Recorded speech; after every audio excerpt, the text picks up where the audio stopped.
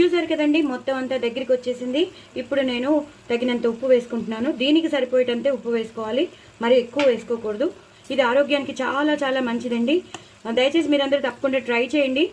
Constipation problem ఏమైనా ఉంటే పోతుంది. డైజెషన్కి మాత్రం మెంతులు కదా, అలాగే బీర్ పొట్టు కదా, ఫైబర్. సో షుగర్ కంట్రోల్లో ఉంటుంది. షుగర్ పేషెంట్స్కి మాత్రం ఒక వరం అండి. కాన్స్టిపేషన్ ప్రాబ్లం ఉన్న వాళ్ళకి మరీ వరం. అలాగే గట్ హెల్త్ బాగుండాలంటే ఇంకా చెప్పక్కర్లేదు, అంత హెల్దీ అయినదండి.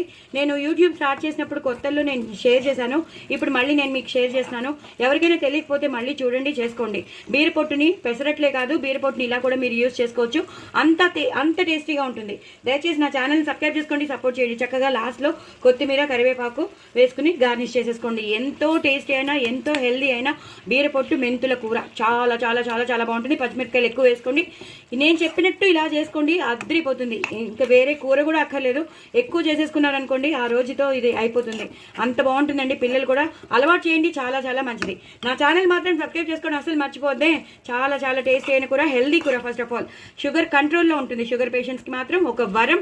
కాన్స్టిపేషన్ ప్రాబ్లం ఉన్న వాళ్ళకి ఇంకా చెప్పక్కర్లేదు, అంత బాగా రిలీఫ్ వస్తుంది. సో నా ఛానల్ మాత్రం సబ్స్క్రైబ్ చేసుకోవడం అసలు మర్చిపోద్దండి. బాయ్ అండి.